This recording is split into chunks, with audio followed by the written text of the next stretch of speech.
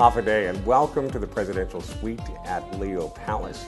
This is Coffee with the Candidates, a special delegates-only edition of the program. We'll get started right after this.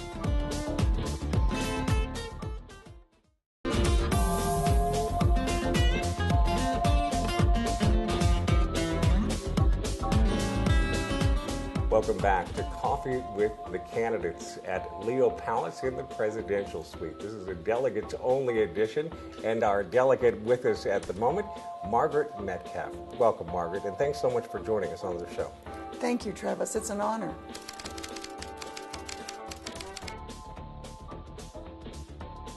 Maybe we ought to get started getting to know each other with icebreakers, I guess some people call them.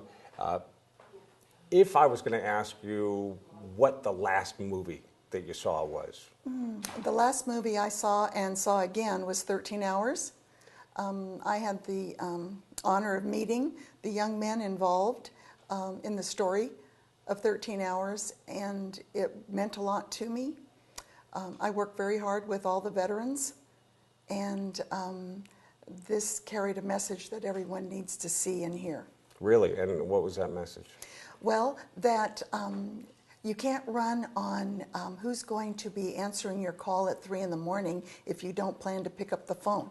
You need to, you need to know there's someone at the other end who will pick it up, who will bring you home, and will help provide the security that our men and women need overseas. I think that's a message that will hit home with a lot of people around here.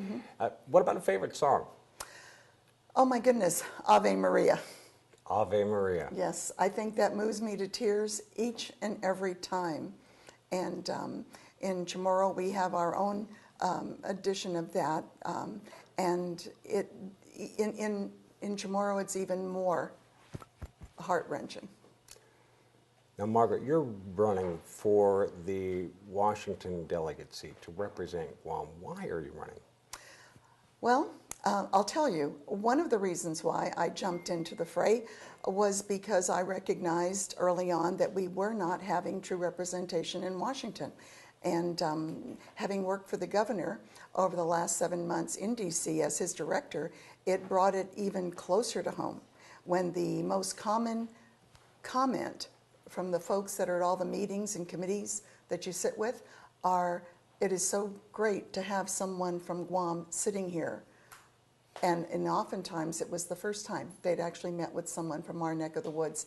And Esther Kia-Ina brought it to light 2 years ago. She addressed our women's chamber in Tumon and stated that our biggest hurdle was that there is a new, younger breed of lawmaker in D.C., and that these folks do not know who we are, where we are, or how important we are to the balance of peace and power in the Western Pacific. So I think that's what all of our jobs should be, is to better inform those abroad as to how important we are. Maybe you could tell us a little bit about your background, your education and experience that will give you the kind of skills you need to be in Washington, to create policy and to be at these meetings.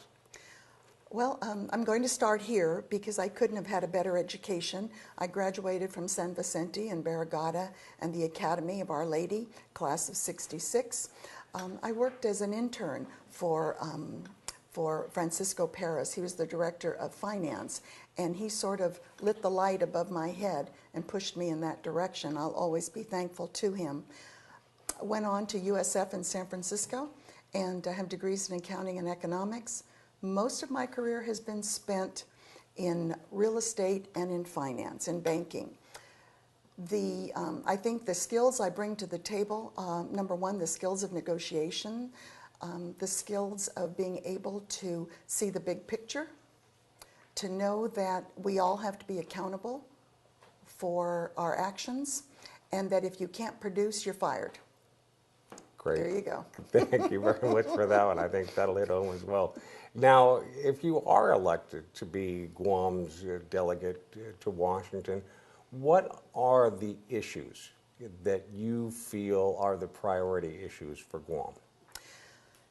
I think the first and foremost and largest of them all is the compact, the impact of the compact that's been in effect for over 30 years. They're currently renegotiating a new compact because this one eases up and ends in 2022-23. And again, Guam is not at the table. How can a new compact that has affected us so negatively over the last 30 years not be including us at this time? So that is first and foremost because it's a domino effect. The effects of the compact affect everything. Our hospital, its ability to provide for our citizens, GORA funding, all of our social resources are being compromised, our prisons, our schools. These are things that we owe not only to our citizens and residents, but to those seeking a better life here as well. We want to be able to ensure that they have success, and we can't do that if the well is dry. Now, if you had to list a second issue, what do you think? Second issue would be my veterans and Medicare for our seniors. I rank those both. I was a candy striper at the Naval Hospital in Agana Heights during the Vietnam War, saw it firsthand.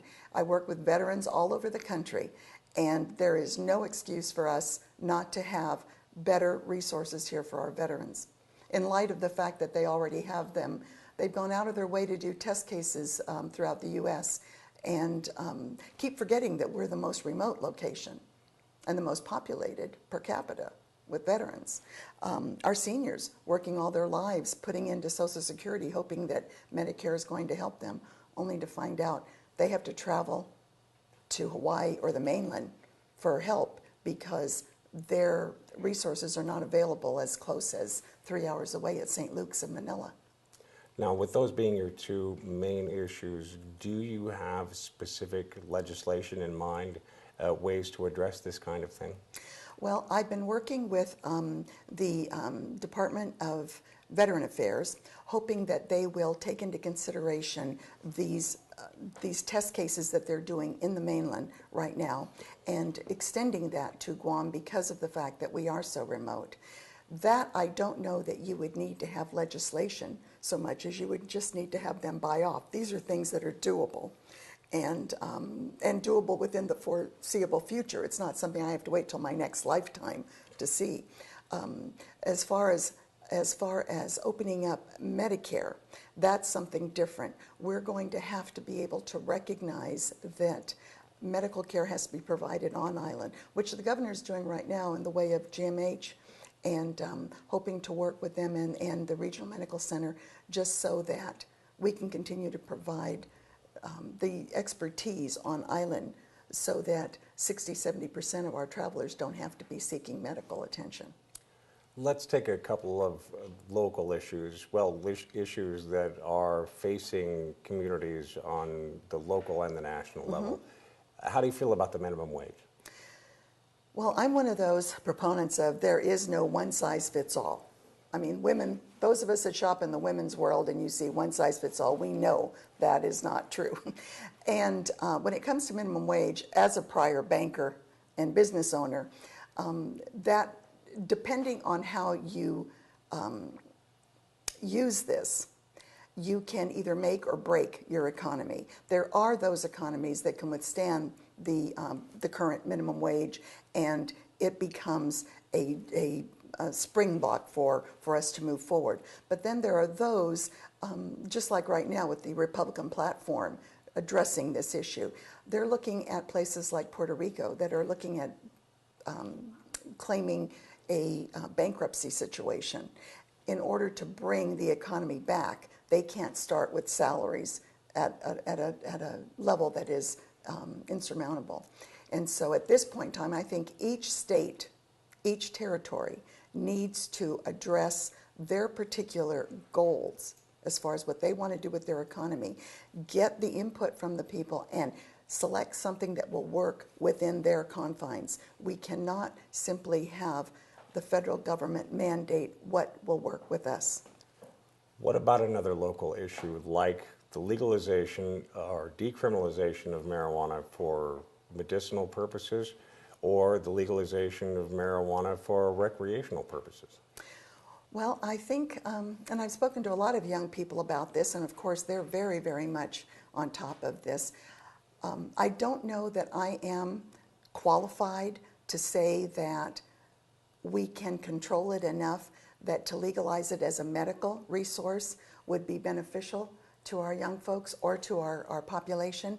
My youngest son is a director for special ed in the San Jose Unified High School District in California. And he tells me that there are two common denominators to young people that are at risk. One is that they are not being raised by their parents. They're being raised by foster parents or grandparents. And the number two issue is that they've all had some form of addiction, and they all started with marijuana. So if I could go back in time, I would say no cigarettes. I would say no alcohol. But that's another case. As a mother, that's where I would go. I think that the young people coming up today are going to have to make that determination. I would not be for recreational. We've got just a little bit of time left, but you said a key word, determination. What about self-determination? Where do you fit on that spectrum? I think it's wonderful. I think we've waited way too long. It's been 118 years. There was a time when our past representative Wampat said that we were not ready, and this was over 70 years ago. 70 years have passed. I think we're beyond that. I think our people can make that decision. I think they need to be more informed, and I look forward to being a party to that exercise. I think the more informed our voters are, the more they realize. The bottom line is, and this is how it's been put to me from the U.S. government, is do you want to strengthen your ties with the U.S. or do you want to distance yourself from the U.S.?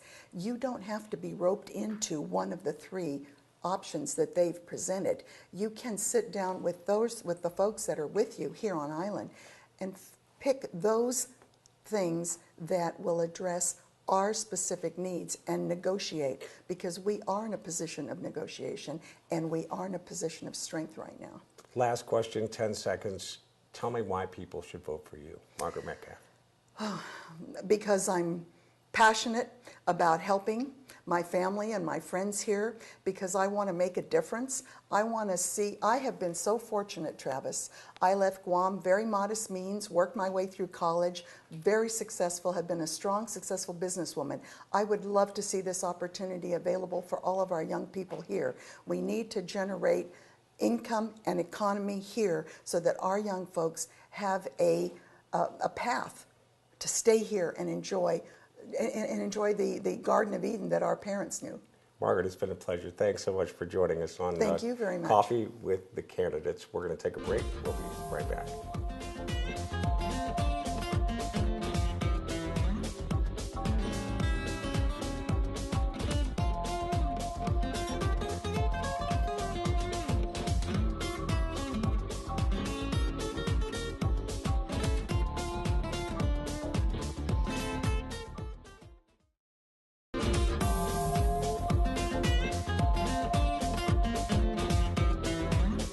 Welcome back to Coffee with the Candidates at the luxurious, gorgeous Leo Palace Presidential Suite. Tony Babauta is here with us. He's running for the Washington delegate seat. Welcome, and Tony's okay, right? Tony's just fine, although I recently learned that on the ballot my name is listed as Anthony Babauta, Anthony M. Babauta. So for anyone who's going to participate in the August 27th primary, my signs say Tony Babauta, but I'm listed on the ballot as Anthony. Okay, Tony, it is. Thanks, Anthony. Maybe we'll use a vote.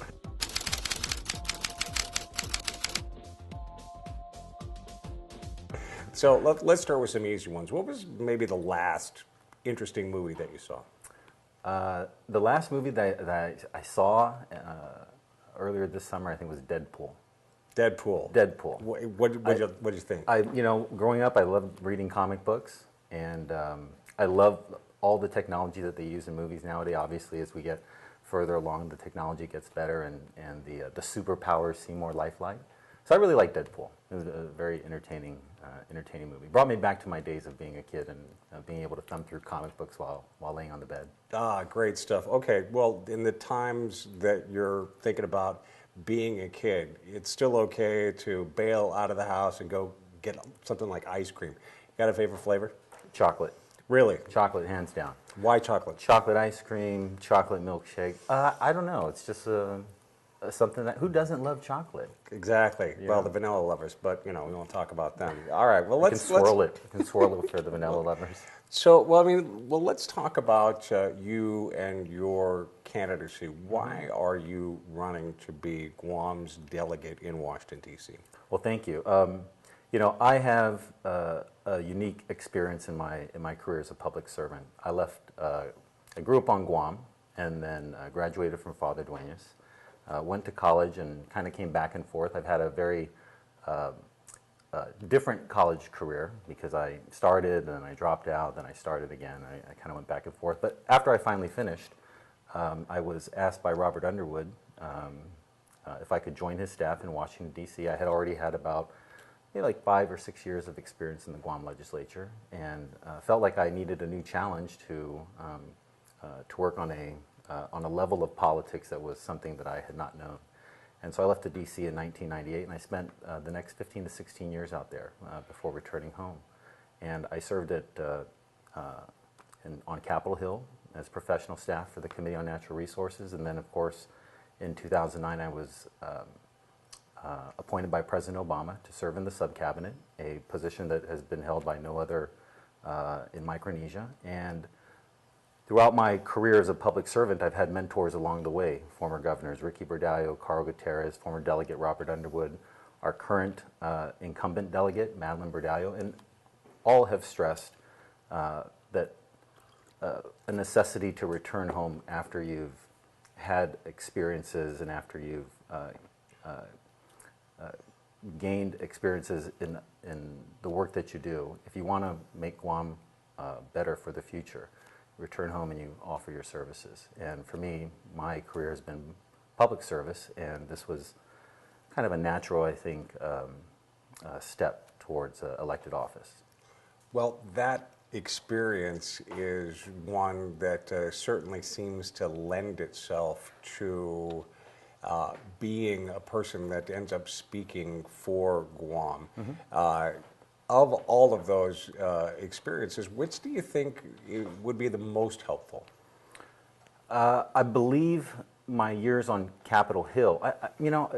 I think both. I mean, if the position of delegate from Guam to the United States Congress is one that is supposed to, one, be an advocate for Guam to the federal government and try to make Guam a better place by legislating different policies to try to move Guam forward, and also improve the relationship between Washington, D.C. and Guam and its other and the country's other territories. I think my experience on the Hill, 12 years as professional staff, becoming a policy expert on insular issues, and then also serving in the executive branch is going to be a very large benefit, I think, for Guam in the future in trying to improve those relations and understanding kind of the nexus between policy and implementation of policy from the executive branch side. The way you look at things, what would you say are the issues that are most important to Guam and to you? I think most important to Guam, I think first and foremost is obviously the buildup is going to occur. There's been a lot of effort over the past more than a decade in trying to set the stage for the buildup. I believe that there's been a lot of effort to make sure that the military side was in place, and I think we've fallen short on trying to find that balance for the community side. During the EIS process, there were more than 10,000 comments during that EIS process about different impacts that were going to occur on Guam, and there's been some response by the federal government. But I don't think there's been quite the response that's needed given the importance of our area in the region. We're often described as the tip of the spear. We have rates of enlistment on Guam 3 times higher than the national average. The military is clearly a large part of who we have been, but is not entirely who we are. But nevertheless, if we play that important of a role, I think the federal government and DOD and others need to be a bit more responsive to some of the concerns from the community. If you're elected, what kinds of legislation, if any, do you see yourself getting behind or introducing or spearheading? You know, if war reparations is not resolved, I would certainly have that on my radar. There was an opportunity in 2009, after decades of working this issue, from our first delegate, Antonio Wampat, through Ben Blas, through Robert Underwood, and through Congresswoman Redalia, there was an opportunity to solve a portion of that issue in 2009 after the House had passed it. And in 2009, I testified on behalf of the administration, the Obama administration, in favor of it, and it went to the Senate. And there was a deal that was a compromise that was offered to Ms. Redalia that wouldn't pass the bill in its entirety, but would address heirs of those who had passed away as a result of occupation or during occupation, and also would take care of those living survivors and give them some reparations. And the reparations aside, it's really about equity, parity, and justice and recognition. And that deal was not, that compromise wasn't accepted by Ms. Redalia. So between 2009 now and 2016, we've had many more survivors pass away during that time that could have been addressed in 2009. It's hard to resurrect those sorts of deals, but it will certainly be on the radar. There are other issues, I think, that need attention, attention to veterans, attention to economic development on Guam, and of course, if there's opportunity legislatively to try to provide a better balance for the buildup, for the military buildup, but on behalf of the community, then I'll seek those as well. Well, let's take on a couple of local issues: minimum wage and marijuana. Mm-hmm. Not at the same time. I'm for them. You're for them. Minimum wage and marijuana. A change in the minimum wage? I'm for a change in the minimum wage. I was very pleased that during the recent discussion about minimum wage and the hearing that they had at the legislature, that Senator B.J. Cruz, Vice Speaker B.J. Cruz, who also happened to endorse me in the upcoming primary election, after the public hearing, seemed to understand that there was a greater need by the small business community to have a balance and between them for raising the minimum wage and not having a large impact on their revenues and on their operations. And I don't think there's been resolution, but I recall that Vice Speaker Cruz wanted to work more closely with the small business community and try to figure out how you could implement a higher minimum wage and not have a large impact on small businesses on Guam. Okay. Secondly, medicinal marijuana. In favor? In favor of it. Recreational marijuana for Guam. In favor of it. Let's move to self-determination, the million-dollar question. How do you feel about that? In favor of it. What would be your choice? You know, I think it's early to talk about choices. While I was assistant secretary, we tried to work closely with the Calvo administration in providing some funding for educational purposes, which was carried out by my successor. I think what's important for the community is to understand what are the choices that are out there and that are internationally recognized. So statehood, which is incorporation, free association, and outright independence. I think it's important that we take the time to educate those who will be participating in any sort of self-determination vote to understand what are the benefits, what are the drawbacks. It's kind of a pro and con, but I think every organization who is advocating for each of those statuses needs to be given an equal opportunity to present their case in front of the electorate, so that we can all be educated. Final question, quite simply, why should people vote for you? Well, I think, like I said, I have a unique experience, 16 years in Washington, D.C., working at the highest levels of government. I think I have a very keen understanding of how it works. I think if I'm elected, we won't miss a step, but we'll be preparing for the future. I think I have some ideas, not just legislatively, but also administratively, to try to engage the federal government on a deeper level in trying to get some of our issues resolved. If we want to talk very quickly about H-2B, for example, It is something that seems to be done administratively, and Ms. Berdali is trying to put a legislative fix on a particular issue that right now Guam continues to stand outside of the waiver caps for H-2Bs. Those caps are in place until, I believe, 2019. Tony, it has been a pleasure, and I'm sorry to have to cram all of your answers into 12 minutes, but it is only coffee with the candidates, Sure. not a full-course meal. Maybe we'll get that next time. Okay. Thanks so much for joining us here at the Presidential Suite at the gorgeous Leo Palace Resort. My name is Travis Kaufman, and this has been Coffee with the Candidates.